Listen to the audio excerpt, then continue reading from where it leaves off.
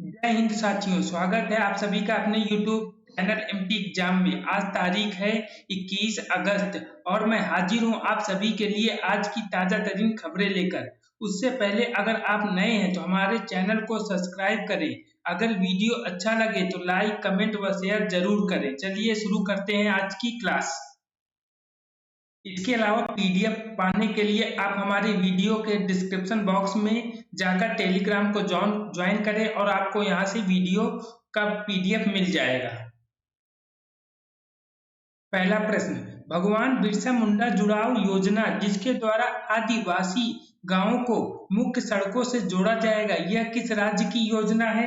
तो option number A, ये महाराष्ट्र की योजना है। निवेश जिसमें 500 करोड़ रुपीज का निवेश किया जाएगा। निर्माण 6,838 किलोमीटर टोटल किया जाएगा। 17 जिलों के आदिवासियों बस्ती जो कि वाड़े व पाड़े हैं, इनका निर्माण किया जाएगा इसके अंतर्गत। धरती आबा नाम से किनको जाना जाता है? तो बिरसा मुंडा जी को जाना जाता है। मुंडा जो विद्रोह है, काफी इंपॉर्टेंट विद्रोह है ये, और ये 1899 से 1900 के बीच हुआ था। छोटा नागपुर के क्षेत्र में हुआ था जो कि झारखंड में पड़ता है। जमींदारों व अंग्रेजों के खिलाफ ये मुंडा विद्रोह हुआ था। भगवान बिरसा मुंडा स्वरोजगार योजना जो कि अभी हाल ही में कुछ समय पहले ही ये योजना आई है, जो कि मध्य प्रदेश की योजना है। योजनाओं से रिलेटेड क्वेश्चन एग्जाम में बहुत आते हैं, इसलिए ये क्वेश्चन काफी इंपॉर्टेंट माना जा सकता है। स्टेट के लेवल से भी माना जा सकता है और अदर एग्जाम में भी आने की संभावना ऐसे क्वेश्चनों की होती है। ये हमारे भगवान बिरसा मुंडा है जिन्होंने क्या किया था, लोगों को जमींदारों और अंग्रेजों के खिलाफ जागरूक किया था। दूसरा प्रश्न, भारत सरकार द्वारा बाढ़ प्रभावित क्षेत्रों में रियल टाइम जानकारी प्रदान करने के लिए कौन सा ऐप लॉन्च किया है? तो option number B, flood watch को लॉन्च किया गया है। इसके अलावा जो पर्सन फाइंडर है, ये गूगल द्वारा लॉन्च किया गया ऐप है, लेकिन ये सन 2013 में ऐप इसको लॉन्च किया गया था। तो ये इंपॉर्टेंट तो नहीं है, लेकिन हमको मिल गया तो इसलिए हम सोचा आपको बता दें इसके बारे में। तो ये गूगल द्वारा भारत में बाढ़ से लापता लोगों की जानकारी देने के लिए पर्सन फाइंडर ऐप को गूगल लाया था। इसके अलावा फ्लड वॉच ऐप की बात करते हैं, ये 7 दिन पहले से, कितने 7 दिन पहले से ही क्या कर देगा, हमें जानकारी प्रदान कर देगा। और इसका यूज अभी हाल ही में 338 स्टेशनों से किया जाएगा, जिसमें 23 राज्य व यूनियन टेरिटरी स्थित होगी, जहां से हमको इसके बारे में, बाढ़ के बारे में हमको जानकारी प्राप्त होगी। इस प्रकार से इसका होम पेज होगा फ्लड वॉच का, जिसमें आप जाके इससे जानकारी प्राप्त कर सकते हैं। तीसरा प्रश्न, राजीव गांधी सद्भावना पुरस्कार 2023 किसे प्रदान किया गया है?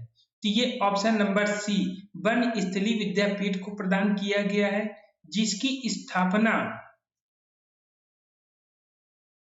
हीरालाल शास्त्री जी के द्वारा किया गया था। किसके द्वारा किया गया था? तो हीरालाल शास्त्री जी के द्वारा किया गया था। इसके अलावा राजीव गांधी सद्भावना पुरस्कार की बात करते हैं तो इसकी स्थापना कब हुई थी? तो 1992 में हुई थी। कब हुई थी इसकी स्थापना? 1992 में। और पुरस्कार राशि के रूप में 10 लाख रुपए दिए जाते हैं। सद्भावना दिवस कब मनाया जाता है? तो ये 20 अगस्त को मनाया जाता है। कब मनाया जाता है?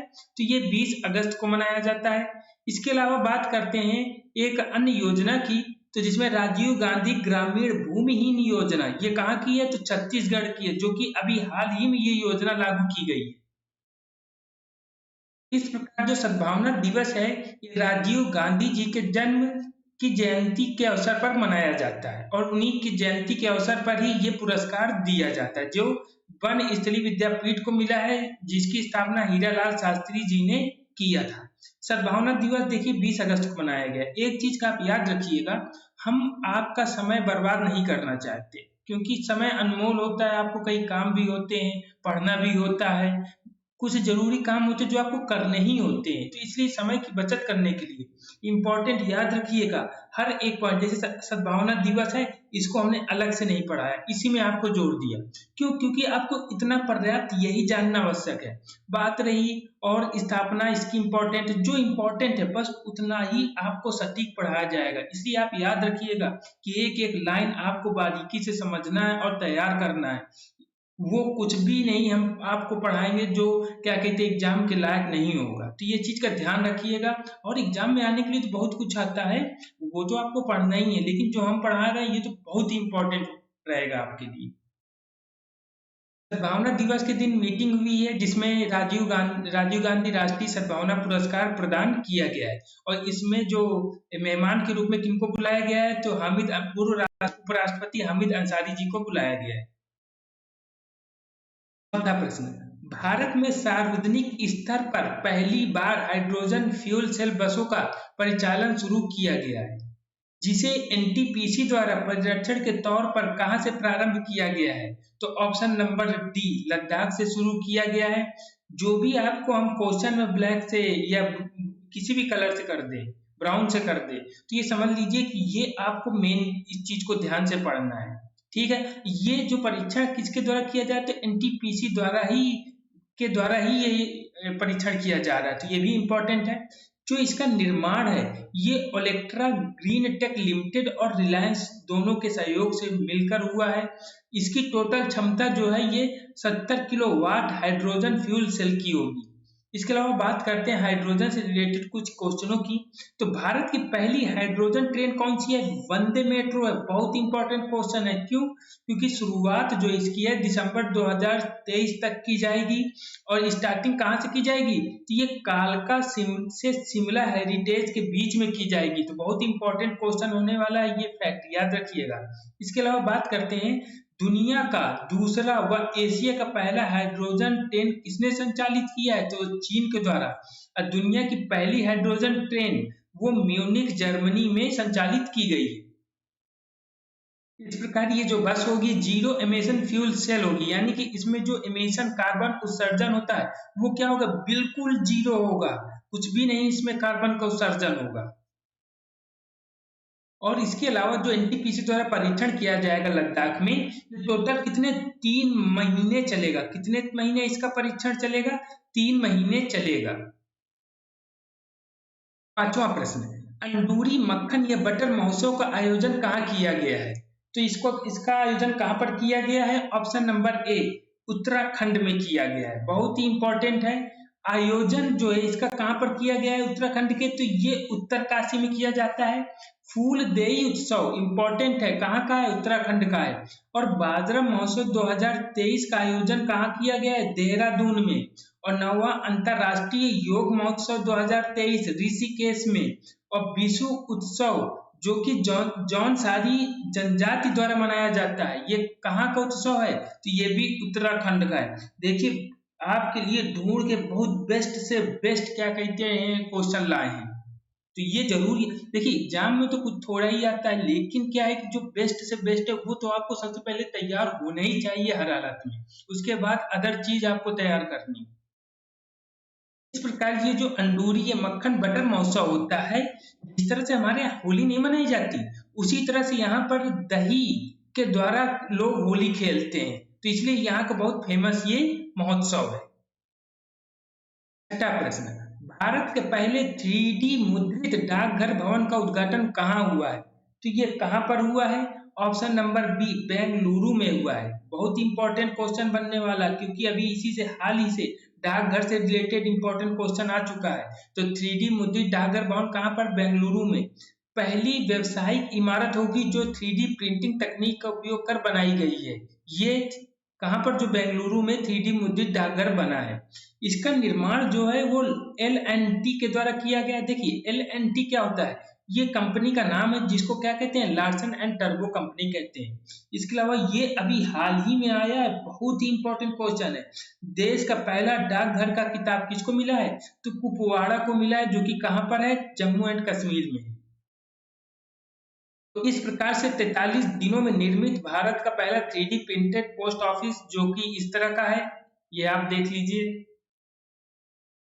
सातवां प्रश्न, अंडर 20 वर्ल्ड रेसलिंग चैंपियनशिप 2023 में दूसरी बार, याद रखिएगा, दूसरी बार लगातार गोल्ड जीतकर पहली भारतीय महिला पहलवान कौन बनी है? तो ये कौन बनी है? ऑप्शन नंबर सी, अंतिम पंघाल बनी है। इन्होंने किसको हराया है? जब इस तरह क्वेश्चन होते हैं तो इंपॉर्टेंट बन जाते हैं, जिसको हराया, जैसे ग्रुप डी एग्जाम में होता है, उसमें इससे रिलेटेड क्वेश्चन बहुत आते हैं। जैसे CHSL का एग्जाम हो गया और LDC का जो लोअर डिवीजन क्लर्क का एग्जाम होता है, उनमें ऐसे क्वेश्चन बहुत पूछे जाते हैं। तो किसको हराया है? मारिया येफ्रेमोवा, जो कि यूक्रेन की है, इनको हराया है। अंतिम पंघाल कहाँ की है? बहुत इंपॉर्टेंट है, इस तरह क्वेश्चन बहुत पूछे जाते हैं। कहाँ पर है? हिसार, हरियाणा में। बस ये ज्यादा इंपॉर्टेंट, देखिए ये बता दिया 53 kg में इन्होंने अंतिम पंघाल ने जीता है, लेकिन ये इतना ये इंपॉर्टेंट होता ही नहीं है, ये नहीं आता, मगर बताना हमारा काम है, इसलिए हमने बता दिया। लेकिन जो इंपॉर्टेंट है वो भी आपका बताएंगे हम, ठीक है। तो आगे, भारत के 7 महिला पहलवानों ने पदक जीता है। टोटल कितने महिला पहलवानों ने पदक जीता है? तो 7, जिनमें से गोल्ड में 3 ने जीता है, सविता, प्रिया मलिक और अंतिम पंघाल। अंतिम पंघाल के बारे में तो बता ही दिया है आपको। ये है अंतिम पंघाल, जिन्होंने अभी गोल्ड लगातार दूसरी बार गोल्ड जीता है। 8वां प्रश्न, हाल ही में प्रोजेक्ट क्लैप का प्रारंभ कहाँ किया गया है? तो ऑप्शन नंबर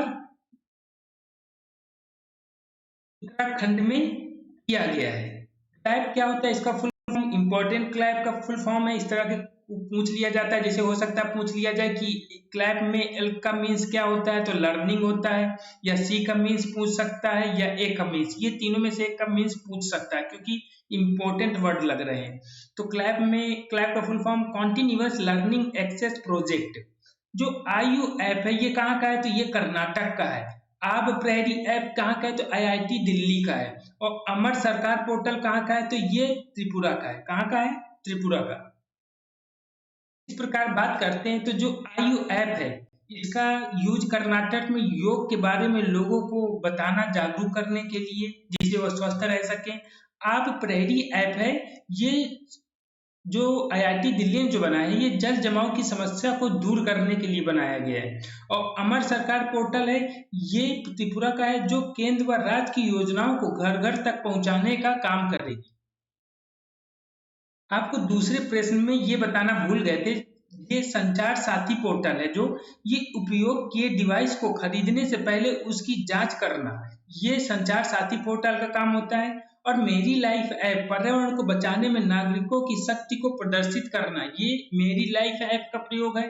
और साथी पोर्टल है, ये बीज उत्पादन व प्रमाणीकरण की चुनौतियों का समाधान करने के लिए। इस प्रकार आपको समझ में आ रहा होगा कि जैसे बीज उत्पादन प्रमाणीकरण की बात की जा रही है, तो ये कृषि मंत्रालय से रिलेटेड है। पर्यावरण को बचाने में तो पर्यावरण मंत्रालय से मेरी लाइफ ऐप रिलेटेड है। और उपयोग किए गए डिवाइस को खरीदने से पहले उसकी जांच करना, संचार साथी पोर्टल से क्या समझ में आ रहा है? दूरसंचार विभाग द्वारा इसको लाया गया है। हम जो प्रोजेक्ट क्लैप की बात कर रहे थे, इसमें इस प्रकार से इसकी मीटिंग हुई है, जिसमें इसके बारे में लोगों को बताया गया है। 9वां प्रश्न, 100 साल पुरानी संगीत विरासत मैहर बैंड को किसने पुनर्जीवित करने की घोषणा की है? तो ये किसके द्वारा घोषणा की गई है इसके बारे में? तो ये option number C, Madhya Pradesh के द्वारा की गई है। इसके अलावा कुछ इंपॉर्टेंट मध्य प्रदेश की योजनाओं की बात करते हैं, जिससे अगर आप हमारा करंट पढ़ रहे हैं तो 100% आपको कई बार इसका रिवीजन कर चुके हैं, तो आपको याद हो गया होगा। CM लर्न एंड अर्न योजना, सीखो कमाओ योजना, लाडली बहना, लाडली लक्ष्मी और CM डेयरी प्लस योजना। देखिए, लाडली बहना, लाडली लक्ष्मी आपको याद होगा, सिंपल सी बात है, आपको 100% याद होगा। बची इन तीनों को, तो आप पहले इन तीनों को अच्छे से याद करिएगा। अगर आप मेहर बैंड के बारे में नहीं जानते तो देख लीजिए, समझ लीजिए इसको इस तरह से। ये मेहर बैंड होता है, जिसको मध्य प्रदेश के द्वारा पुनः इसको पुनर्जीवित करने का प्रयास किया गया है। 10वां प्रश्न, एशियाई विकास बैंक ने भारत के किस राज्य में प्रारंभिक बचपन के विकास और मात्र मानसिक स्वास्थ्य के लिए $40.5 मिलियन ऋण को मंजूरी दी है? तो ये किसके लिए मंजूरी दी है? तो ऑप्शन नंबर ए, मेघालय के लिए मंजूरी दी गई है। जिसके द्वारा जो गर्भवती और या स्तन पकड़ाने वाली होती हैं वाली महिलाओं या 5 से 6 ईयर्स के जो बच्चे होते हैं उनको आहार में अंडों का प्रयोग करने की सलाह दी जा रही है और भी अन्य चीजों की भी सलाह दी जा रही है। तो इसलिए 40.5 मिलियन डॉलर रेट की मंजूरी दी गई है जिसमें उनको स्वस्थ रखा जाएगा। इसके अलावा एडीबी की बात करते हैं तो इसकी स्थापना 19 दिसंबर 1966 को हुई थी। इसमें टोटल 68 सदस्य हैं, याद रखिएगा 66 प्लस 66 प्लस 2 कर दीजिए तो कितने बजाएंगे 68। हेडक्वार्टर मांडलियोंग फिलीपींस में है। अध्यक्ष कौन है तो मासात्सुको असाकावा इसके अध्यक्ष हैं। 11वां प्रश्न, साउथ इंडियन बैंक के एमडी और सीईओ कौन बन गए हैं तो ये पीआर शेषाद्री बन गए हैं। हेडक्वार्टर कहाँ पर है तो त्रिशूर केरल में है। चेयरमैन कौन है वर्तमान में तो सलीम गंगाधरन है। ये साउथ इंडियन बैंक के एमडी एंड सीईओ शेषाद्री जी हैं। 12वां प्रश्न, विश्व फोटोग्राफी दिवस कब मनाया जाता है तो ये कब मनाया जाता है। ऑप्शन नंबर सी 19 अगस्त को मनाया जाता है। इसकी थीम काफी इंपॉर्टेंट है क्योंकि एक ही वर्ड की थीम है इसलिए बहुत इंपॉर्टेंट है। थीम है लैंडस्केप। विश्व मानवतावादी दिवस 19 अगस्त को मनाया जाता है। थीम क्या है नो मैटर व्हाट। विश्व अंगदान दिवस 13 अगस्त को और विभाजन विभीषिका स्मृति दिवस कब मनाया जाता है तो ये 14 अगस्त को मनाया जाता है। इस प्रकार से फोटोग्राफी डे कब 19 अगस्त 2023 को मनाया गया जिसकी थीम क्या है लैंडस्केप। याद करिएगा अच्छे से। अगर आप हमारी करंट देख रहे होंगे तो 100% आपको ये दिवस जितने हैं सब अच्छे से याद हो चुके होंगे। 100% है। इसकी अलग वीडियो भी हमने बनाई है कुछ दिवस की, आप उसको भी देख लीजिएगा। बहुत इंपॉर्टेंट दिवस आपके होने वाले हैं। तो भाला फेंक दिवस 7 अगस्त को मनाया जाता है। विश्व आदिवासी दिवस या विश्व के स्वदेशी लोगों का अंतर्राष्ट्रीय दिवस 9 अगस्त को मनाया जाता है जिसकी थीम है indigenous youth as agent for self determination. विश्व जैव ईंधन दिवस 10 अगस्त को मनाया जाता है। इसके अलावा शेर दिवस 10 अगस्त, बाघ दिवस 29 जुलाई, हाथी दिवस 12 अगस्त, अंतर्राष्ट्रीय युवा दिवस 12 अगस्त को मनाया जाता है जिसकी थीम है green skills and for youth towards a sustainable world. और राष्ट्रीय युवा दिवस मनाया जाता है 12 जनवरी को जिसकी थीम क्या है तो यह है विकसित युवा विकसित भारत। अंतर्राष्ट्रीय युवा दिवस की ये थीम है और राष्ट्रीय युवा दिवस की ये है। तो ये आपको इम्पोर्टेंट दिवस इस तरह से आपको पढ़ा दिया है, ये एक तरह से आपका रिवीजन करवाया है। आज के लिए बस इतना ही। वीडियो को लाइक शेयर व कमेंट जरूर करें। पीडीएफ के लिए डिस्क्रिप्शन बॉक्स में टेलीग्राम की लिंक दी है, वहां से आप ज्वाइन कर ले और